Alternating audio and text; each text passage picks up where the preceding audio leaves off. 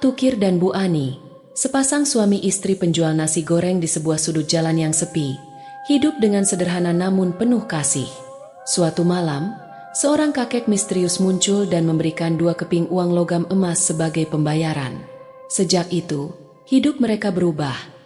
Tapi tidak hanya dengan berkah, melainkan juga teror yang perlahan datang.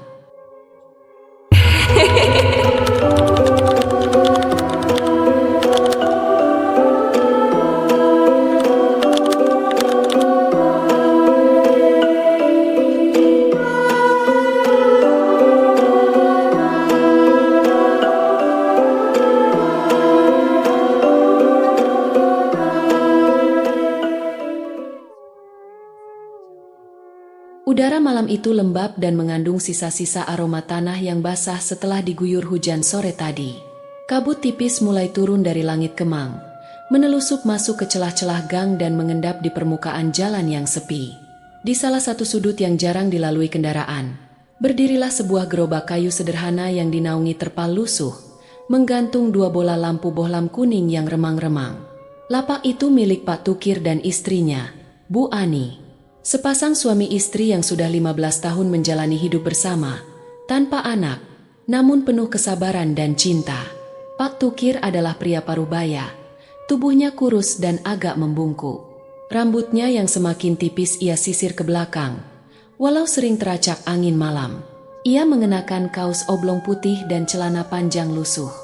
Di wajahnya terpancar kelelahan yang tenang, jenis kelelahan yang sudah akrab dan tak lagi dikeluhkan. Tangannya cekatan menyiapkan bumbu di atas meja kecil, di samping kompor gas mungil yang menyala biru. Bu Ani, istrinya, sedikit lebih berisi dengan wajah bulat dan senyum lembut yang selalu tergambar. Ia mengenakan jilbab sederhana dan daster bersih. Ia sedang mengelap meja lipat dari kayu bekas, menata sendok dan piring plastik dengan rapi, seperti setiap malam. Meski terletak di tempat terpencil, lapak nasi goreng mereka dikenal punya rasa yang nikmat dan harga yang bersahabat. Pelanggan mereka adalah para tukang ojek, mahasiswa malam, dan kadang pengendara yang tersesat mencari makan di tengah malam. Suara tumisan bumbu mulai menguar dari wajan besi. Aroma bawang putih, merica, dan kecap manis mulai menyebar, bercampur dengan asap knalpot dari kejauhan dan bau tanah yang basah. Seperti biasanya, malam mulai hidup pelan-pelan. "Bu, bawangnya udah cukup belum?" tanya Pak Tukir sambil memeriksa potongan kol dan sawi hijau.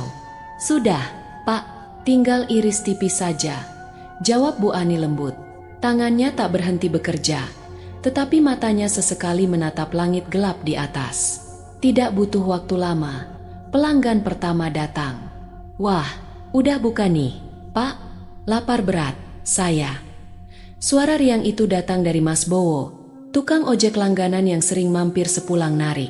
"Alhamdulillah, Mas. Seperti biasa, pedas sedang, telur 2, teh manis panas?" tanya Pak Tukir. "Betul, Pak." "Wah, saya hafal bener ya," jawab Mas Bowo sambil tertawa kecil. Bu Ani menyiapkan teh manis dan meletakkannya di atas meja sambil tersenyum. Beberapa pelanggan lain mulai berdatangan. Sepasang mahasiswa, seorang penjaga toko, sopir taksi online. Mereka makan sambil berbicara pelan. Suara dentingan sendok dan angin malam membaur dalam keheningan yang akrab. Namun, yang paling mereka tunggu malam itu bukan pelanggan biasa. Dari kejauhan, langkah kecil terdengar mendekat. Suara sandal jepit yang menyeret. 3 anak kecil muncul dari dalam gelap. Rian, Tini, dan Joni. Anak-anak jalanan yang sering mondar-mandir di sekitar perempatan tak jauh dari sana. "Anak-anakku, sudah makan belum?" sapa Bu Ani lembut. "Belum, Bu. Dari siang cuma makan kerupuk," jawab Rian malu-malu. Pak Tukir tersenyum dan berkata, "Sini, duduk. Bapak bikinkan nasi goreng. Pakai telur ya?" Wajah anak-anak itu langsung berbinar. Tanpa banyak bicara, Pak Tukir menyiapkan 3 porsi nasi goreng. Ia tak pernah meminta bayaran dari mereka. Memberi makan anak-anak itu adalah kebahagiaan tersendiri, seolah menyuapi sebagian dari diri mereka yang dulu pernah hidup dalam kesulitan. Waktu bergulir, jalanan mulai sepi lagi, pelanggan mulai pulang satu persatu. Hanya tinggal gerobak tua mereka yang masih terang di tengah gelap, seperti mercusuar kecil di lautan malam. Saat Bu Ani mulai membereskan piring-piring kotor, langkah pelan terdengar dari ujung jalan. Tapi bukan langkah anak-anak. Langkah itu berat, terhuyung. Dari balik bayangan pohon, muncul sesosok tubuh tua, kurus, lusuh, berjalan pelan dengan tongkat kayu yang terlihat lapuk. Rambutnya panjang dan putih acak-acakan. Janggutnya juga memutih hingga ke dada. Bajunya seperti kain perca yang dijahit seadanya. Kakinya tanpa alas, penuh tanah dan debu. Ia terus berjalan hingga berada tepat di bawah cahaya bohlam lapak Pak Tukir. Sorot matanya kosong tapi dalam. Bibirnya pecah-pecah. Kerut di wajahnya begitu dalam, seolah memuat cerita ratusan tahun. "Permisi, Nak, apa masih ada nasi goreng untukku?" Suaranya serak, nyaris tak terdengar. Pak Tukir yang terkejut langsung mengangguk. "Masih, Kek? Silakan duduk." Kakek itu perlahan duduk di bangku plastik yang paling ujung. Gerakannya seperti robot tua, berat, pelan, dan nyaris patah. "Mau nasi goreng apa, Kek?" "Apa saja, yang penting hangat dan mengenyangkan." Pak Tukir segera mengambil nasi, menambahkan telur orak-arik, irisan sosis yang ia sisihkan untuk dirinya sendiri. Bu Ani menyodorkan air putih dalam gelas plastik. Kakek itu minum dengan rakus, seolah baru keluar dari gurun pasir. Kemudian ia makan perlahan. Setiap suapan terasa sakral. Tak ada suara selain angin dan sendok yang sesekali beradu dengan piring. Setelah selesai, ia menghela napas panjang. "Terima kasih, Nak, kalian berdua sangat baik hati." "Sudah kenyang, Kek?" tanya Bu Ani. Kakek itu mengangguk. Lalu tangannya masuk ke dalam saku jubahnya yang kumal. Ia mengeluarkan sebuah dompet kecil dari kain usang. Lalu dari dalamnya, 2 keping koin emas. Koin itu tidak seperti uang logam biasa. Berwarna keemasan, pipih, dengan ukiran simbol asing yang tidak dikenali. Ukirannya seperti huruf dari zaman purba, tidak Arab, tidak Latin, tidak Jawa. "Ini untuk bayarannya." Pak Tukir menatap koin itu dengan alis mengernyit. Ia belum pernah melihat koin semacam itu. "Wah, Kek, ini apa? Kami nggak bisa terima ini." Kakek itu mengangkat tangan, matanya menatap dalam. "Jangan ditolak, gunakanlah dengan bijak. Kebaikan kalian akan berbuah berlipat ganda." Sebelum mereka sempat bertanya lebih jauh, kakek itu berdiri. Kini gerakannya tidak lagi pelan atau berat. Ia membungkuk sopan, lalu melangkah pergi. Dalam sekejap, tubuhnya lenyap ke balik gelap, seolah ditelan malam. Pak Tukir dan Bu Ani saling berpandangan. Mereka tidak tahu apa yang baru saja terjadi. Tangannya masih menggenggam 2 koin emas misterius yang terasa dingin dan berat. "Pak, siapa tadi itu?" bisik Bu Ani. Pak Tukir tidak menjawab. Ia hanya menatap jalan yang kini kosong. Di kejauhan, suara jangkrik kembali terdengar. Malam itu, setelah Pak Tukir dan Bu Ani membereskan lapak, mereka berjalan pulang dengan tubuh lelah namun hati penuh tanda tanya. 2 keping koin emas pemberian kakek tua itu masih disimpan dalam saku celana Pak Tukir. Rasanya dingin dan berat, seolah membawa beban yang tak terlihat. Mereka pulang ke rumah kontrakan kecil mereka, menyusuri gang sempit yang gelap dengan hanya lampu senter dari ponsel sebagai penerang. Setiba di rumah, seperti biasa, Bu Ani membuka tas dagangan untuk menghitung hasil malam itu. Namun malam ini berbeda. Pak, lihat ini." Suara Bu Ani tercekat. Matanya membelalak menatap isi tas yang baru saja ia buka. Pak Tukir yang sedang menyalakan kipas angin menoleh. Saat ia mendekat dan melihat ke dalam tas, napasnya tertahan. Di dasar tas, tergolek tumpukan uang kertas pecahan 100 ribuan. Tidak hanya 2 atau 3 lembar, melainkan tebal, seolah baru ditarik dari mesin ATM. "Ini, dari mana semua ini?" bisik Pak Tukir dengan suara gemetar. "Barusan gak ada, Pak. Waktu tadi kita tutup, saya cek, gak sampai 500 ribu, ujar Bu Ani. Tangannya gemetaran saat menyentuh tumpukan uang itu. Dan di antara uang kertas itu, 2 keping koin emas masih bersinar samar. Diam, tapi ada kesan seolah sedang mengawasi. Mereka duduk lama malam itu. Tak banyak kata, hanya suara kipas dan detak jam dinding yang menemani mereka berpikir keras. Apakah ini mimpi? Apakah ini sihir? Apakah ini pertanda? Bu, jangan diapa-apain dulu uangnya. Kita simpan saja. Besok pagi kita cek lagi. Mungkin ada penjelasan. Bu Ani mengangguk. Mereka mengambil kotak kayu kecil dari lemari, memasukkan seluruh uang dan 2 koin emas itu, lalu menyimpannya di bawah tumpukan pakaian. Malam itu, mereka tidur tidak nyenyak, tapi rasa penasaran mengalahkan rasa takut. Dalam hati, masing-masing menyimpan pertanyaan yang sama. Apakah ini berkah atau kutukan? Pagi harinya, cahaya matahari masuk melalui jendela kecil dapur. Bu Ani, yang bangun lebih dulu, membuka kotak itu. Ia ingin memastikan apakah uang semalam hanya ilusi. Namun kenyataannya lebih aneh. Tumpukan uang itu masih ada. Bahkan terasa lebih tebal. Pak, ini tambah banyak. Pak, ini tambah banyak. Serunya panik. Pak Tukir berlari dari kamar. Matanya langsung tertuju pada uang di atas meja. Ia menghitung cepat. Tangan gemetar. 4 juta, 5, 7 juta, 10 juta. Tak masuk akal. Ini nggak mungkin, Bu. Kita nggak dapat sebanyak ini. Tapi kenyataannya ada. Ini nyata. Pak, kita harus gimana? Setelah berdiskusi panjang, mereka memutuskan untuk menggunakan sebagian kecil uang itu. Hanya untuk hal-hal dasar, membeli kebutuhan dapur, membayar tagihan listrik, dan mengganti gas yang hampir habis. Mereka memilih 1 lembar 100 ribuan, menyimpannya di dompet, dan menyimpan kembali sisanya. Hari itu, Bu Ani ke warung kelontong. Ia membeli beras, minyak, sabun, dan beberapa lauk. Saat membayar, tak ada yang aneh. Uangnya diterima seperti biasa. Malamnya, mereka kembali berjualan seperti biasa. Namun saat membuka tas dagangan, mereka kembali terperanjat. Tumpukan uang itu kembali ada. Jumlahnya tetap banyak, tidak berkurang. Hari-hari berikutnya berjalan seperti dalam mimpi. Mereka mulai perlahan menggunakan uang itu untuk memperbaiki rumah, membeli pakaian baru, bahkan sesekali memberi lebih kepada anak-anak jalanan yang biasa mereka bantu. Namun uang itu tidak pernah habis. Bahkan, terkadang bertambah sendiri. Setiap malam saat mereka pulang dan membuka kotak, selalu ada uang baru.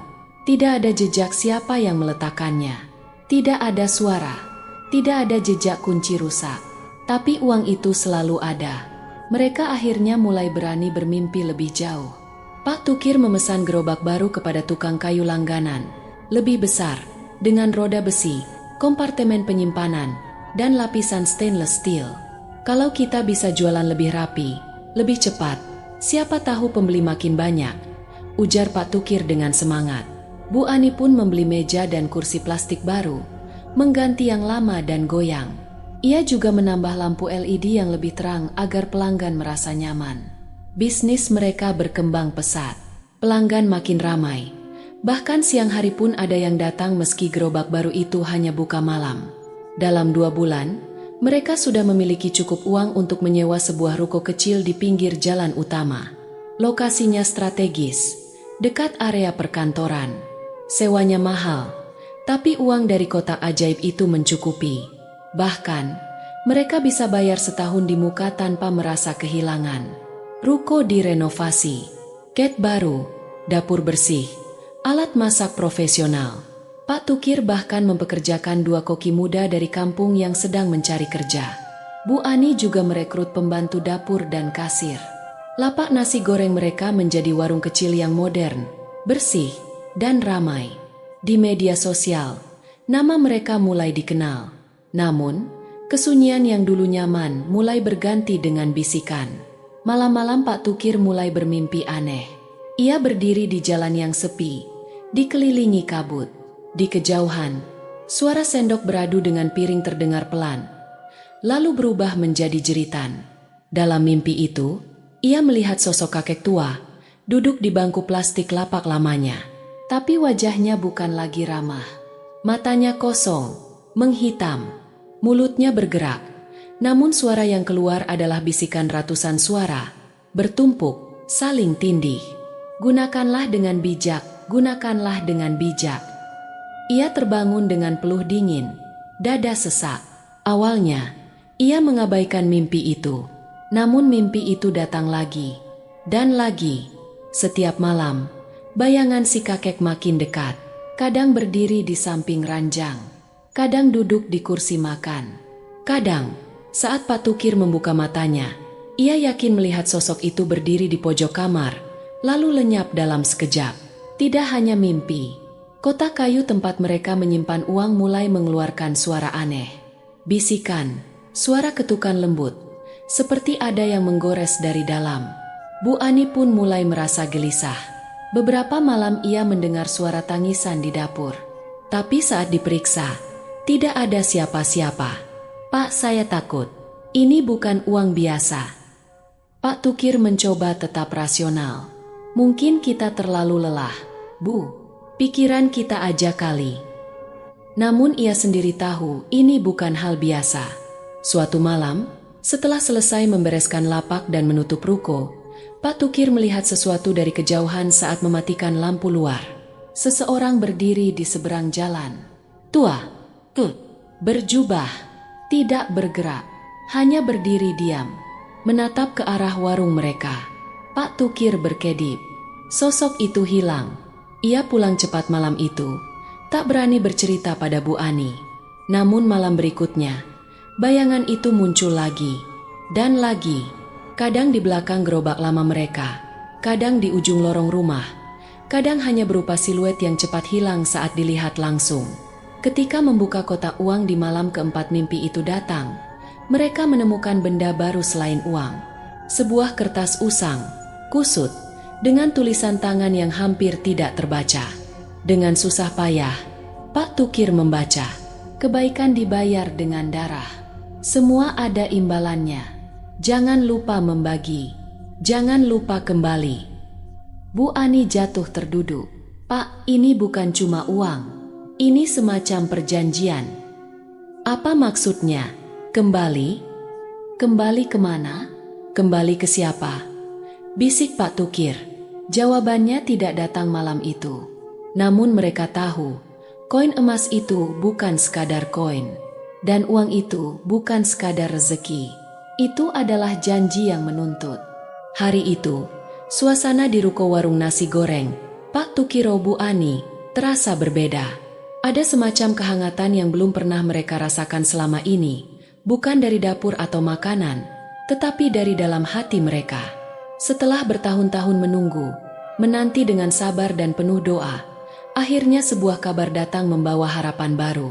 Bu Ani dinyatakan hamil.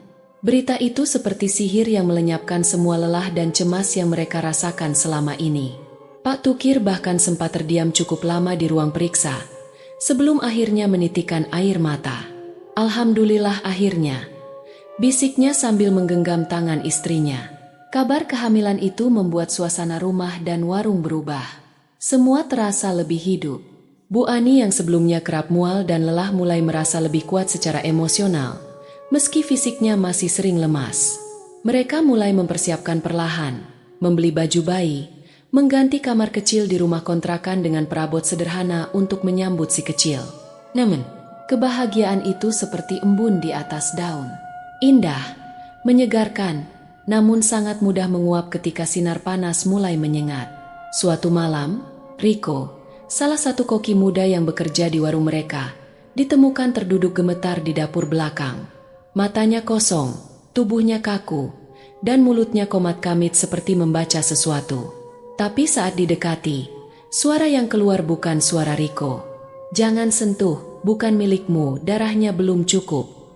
Suara itu parau, dalam, dan serak. Bu Ani yang mendengar langsung terhuyung mundur.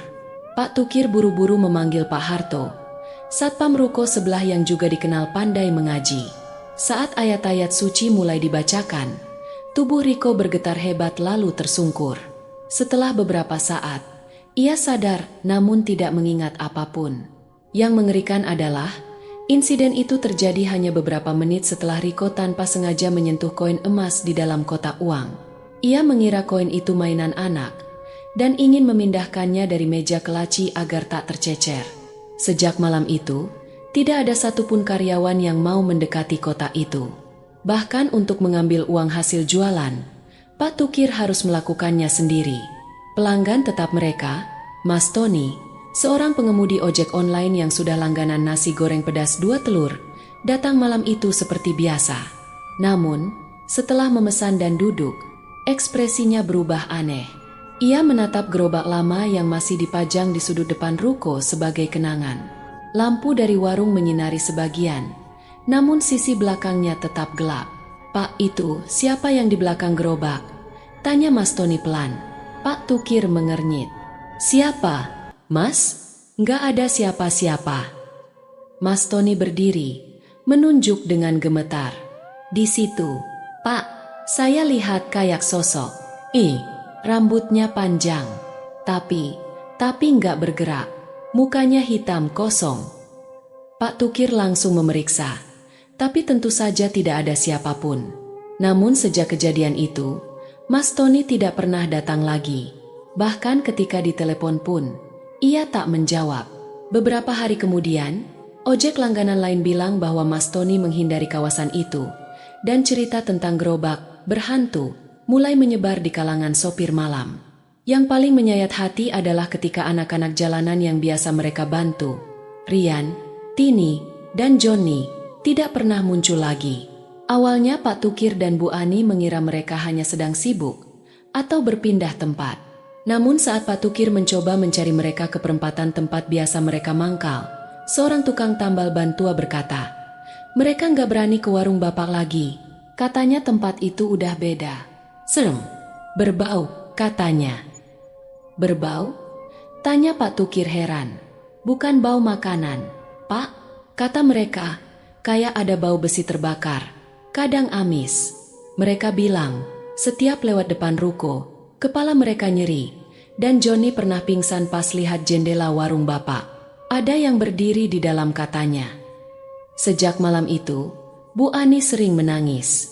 Ia merasa kehilangan mereka. Anak-anak itu seperti keluarga mereka sendiri.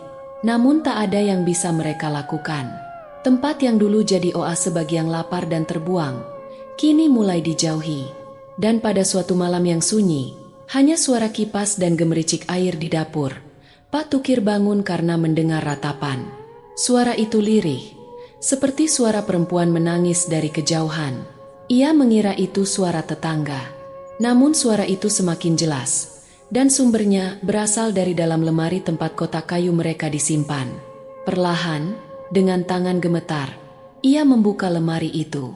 Kotak itu bergetar pelan, dan 2 koin emas yang tergeletak di dalamnya bersinar redup dalam gelap, seolah memantulkan cahaya dari dimensi lain.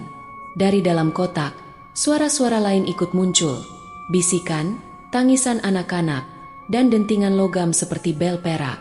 Ada satu suara yang sangat jelas, seperti membaca mantra yang tak dimengerti, bahasa asing, namun menusuk kepala. Pak Tukir menutup kotak itu cepat-cepat dan kembali ke ranjang dengan wajah pucat pasi. Keesokan harinya, Bu Ani mengatakan bahwa semalam ia bermimpi buruk. Ia melihat dirinya berjalan di lorong gelap, dan koin emas itu menyala dalam genggamannya, membakar kulitnya. Beberapa hari kemudian, saat Pak Tukir membersihkan lemari, ia menemukan jaket tua yang sudah bertahun-tahun tidak ia kenakan. Jaket itu terakhir dipakai ketika mereka baru menikah. Namun saat ia meraba kantong dalamnya, ia menemukan secari kertas tua, lecek, berwarna kecoklatan seperti bekas terbakar di ujungnya. Dengan penasaran ia membukanya. Tulisan di dalamnya membuat darahnya dingin. Kebaikan dibayar dengan darah. Semua ada imbalannya. Tulisannya seperti ditulis dengan tinta merah, entah darah atau bukan. Tangannya gemetar saat membacanya. Ia tidak pernah merasa memasukkan catatan itu.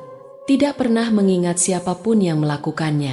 Ia ingin menunjukkan kepada Bu Ani, namun saat ia membawa kertas itu ke ruang tengah, kertas itu menghilang. Pak Tukir hanya berdiri terpaku. Di meja, koin emas bersinar redup, dan kotak kayu itu seolah bernafas. Malam itu, mereka berdua duduk di ruang makan. Tak ada suara, hanya senter kecil menyala karena listrik tiba-tiba padam beberapa jam. Mereka berpegangan tangan, dan Pak Tukir akhirnya bicara. "Bu, saya rasa semua ini bukan sekadar berkah."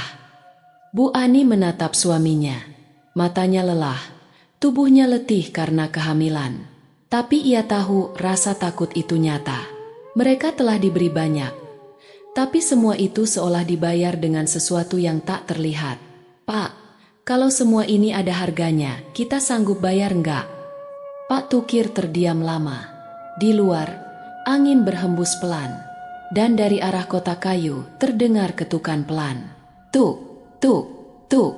Beberapa minggu setelah kejadian demi kejadian aneh itu, perubahan besar terjadi di warung nasi goreng Pak Tukir dan Bu Ani. Pelanggan mulai menghilang. Dulu, warung mereka ramai setiap malam. Suara obrolan pelanggan bercampur aroma nasi goreng yang menggoda, menjadi suasana hangat yang menyenangkan. Tapi kini, malam demi malam hanya menyisakan keheningan menusuk. Warung tampak seperti tempat terbengkalai. Meja-meja tetap bersih. Makanan tetap disajikan dengan rasa terbaik. Tapi entah kenapa, tak ada lagi yang datang. Bahkan pelanggan lama seperti sopir taksi malam, mahasiswa, dan pengendara ojek pun memilih jalan memutar. Yang datang hanya angin dan bisikan dari sudut-sudut gelap yang tidak terlihat mata. Peringatan dari dalam diri. Suatu malam, saat hujan baru saja reda, Bu Ani duduk termenung di ruang makan. Tiba-tiba tubuhnya gemetar. Matanya menatap kosong ke arah dinding. Pak Tukir yang baru selesai menutup warung terkejut saat mendengar suara tawa kecil, yang bukan suara istrinya. "Bu." Tak ada jawaban. "Bu Ani." Perlahan, tubuh Bu Ani menegang. Ia mendongak, dan dari mulutnya keluar suara serak dan tua, seperti suara pasir beradu di kerongkongan. "Kembalikan sebelum semuanya dihisap. Tempat asal di bawah tanah hitam. Darah pertama akan menjadi penebus, dan penjaga baru akan menggantikan." Pak Tukir membatu. Wajah istrinya tampak kosong, seperti tidak sadar. Kemudian tubuhnya jatuh lemas, dan ia mulai menangis tanpa suara. Malam itu, Pak Tukir hanya bisa duduk memeluk tubuh istrinya yang lunglai. Di luar, angin membawa aroma nasi gosong yang aneh. Padahal mereka belum masak apa-apa. Penyelidikan asal koin. Keesokan paginya, Pak Tukir berangkat ke perpustakaan tua di kota, tempat ia pernah membaca buku sejarah lokal bertahun lalu. Ia membawa gambar koin yang ia salin sendiri. Di sana, ia bertemu Pak Darman, pustakawan sepuh yang gemar mengumpulkan dokumen kuno. Setelah mencocokkan simbol koin, Pak Darman menarik sebuah buku tipis berdebu berjudul Mata Uang Ritual Nusantara yang Hilang.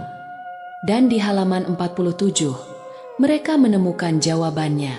Koin emas itu ternyata bukan sekadar mata uang, melainkan persembahan sakral dari sebuah sekte kuno yang disebut Paseban Bumi Hitam.